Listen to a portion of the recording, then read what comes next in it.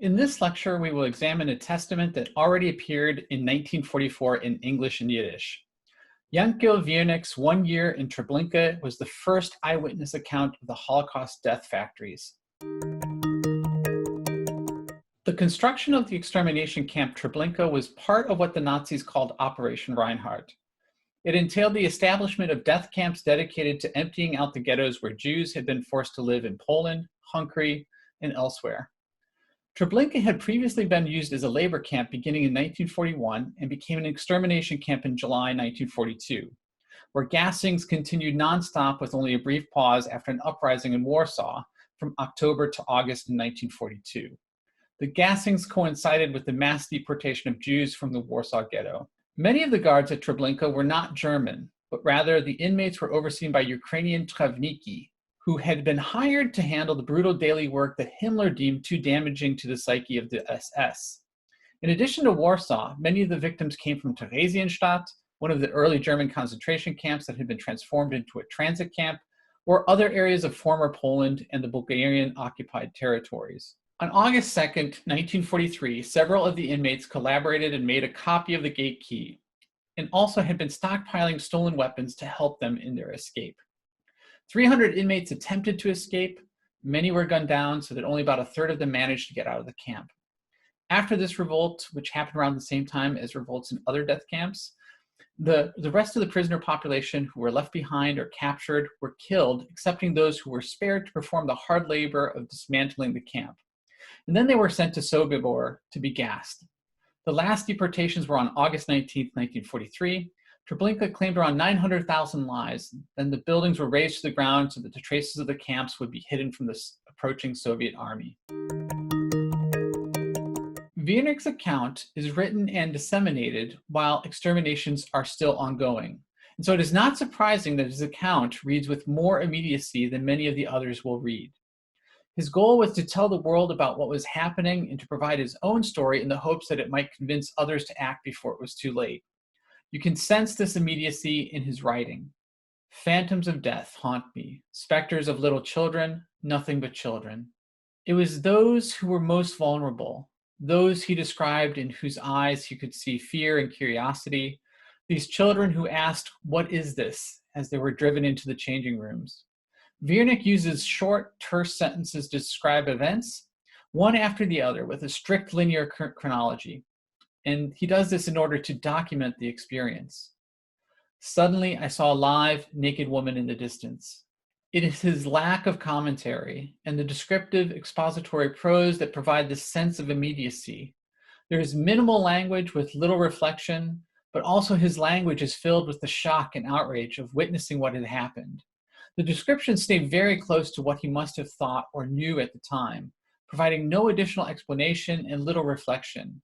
He describes this process to us at the outset with his statement on, "I, who witnessed the doom of 3 generations, must keep on living for the sake of the future.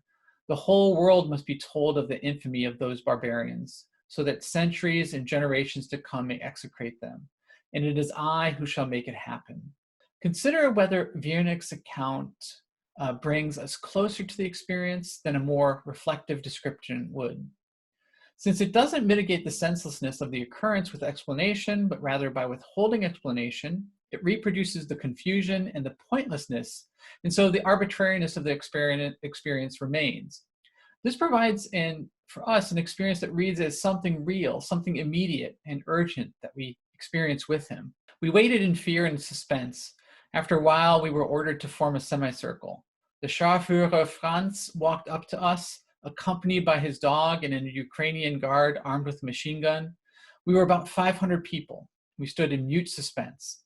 About 100 of us were picked from the group, lined up 5 abreast, marched away some distance in order to kneel. I was one of those picked out. All of a sudden, there was a roar of machine guns and the air was rent with the moans and screams of the victims. I never saw any of these people again. And under the rain of blows and whips and rifle butts, the rest of us were driven back into the barracks, which were dark and had no floors. I sat down on the sandy ground and dropped off to sleep. How you say something depends on your purpose. Here, the literature you read and the films you view in this course are selected for a reason.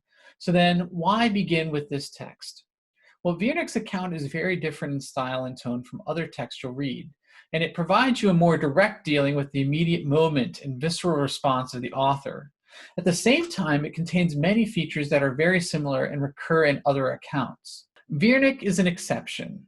Although it is a shared experience of those who write their accounts, each of these is different. They are individuals, and his is exceptional, like theirs, in the sense that the vast majority of those who experienced the Holocaust did not survive. Already in chapter 1, we see Wiernik reflecting upon his experience, describing the post-camp state, and we see it tormenting him.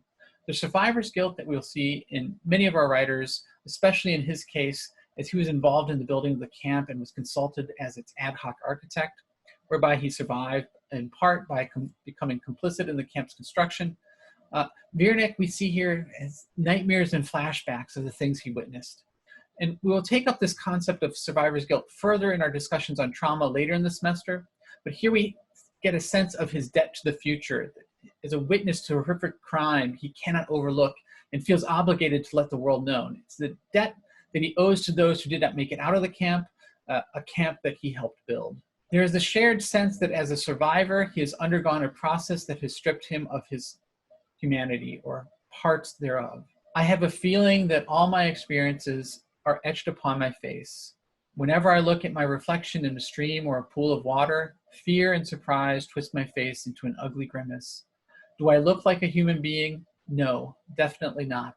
Disheveled, untidy, destroyed.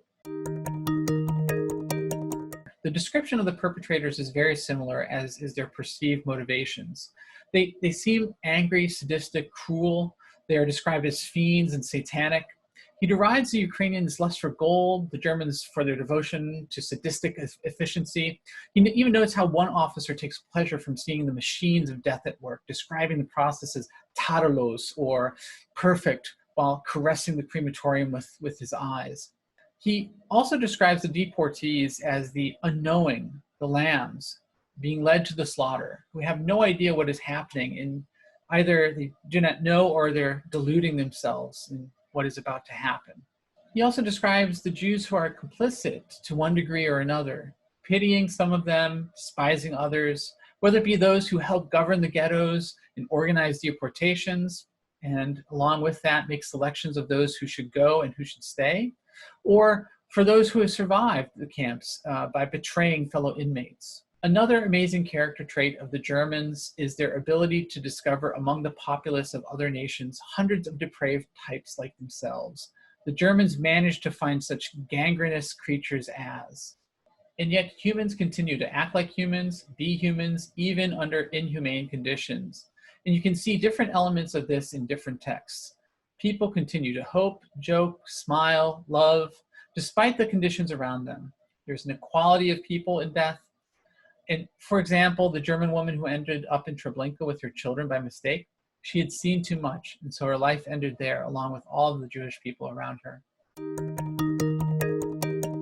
So you have read Jankiel Wiernik's account, the first eyewitness report of the Holocaust death factories. And what do you take away? What images, questions, and feelings does it evoke? What do you take with you? We will be examining difficult material that may seem surreal because of its obscenity, but how will you learn from it? How does it challenge your values? What were its effects and how were these realized? Is this, and in future reading assignments, try to reflect on what remains with you and collect those thoughts. Write them down so you can return to them, as they will form the basis of your own writing and further engagement with the material.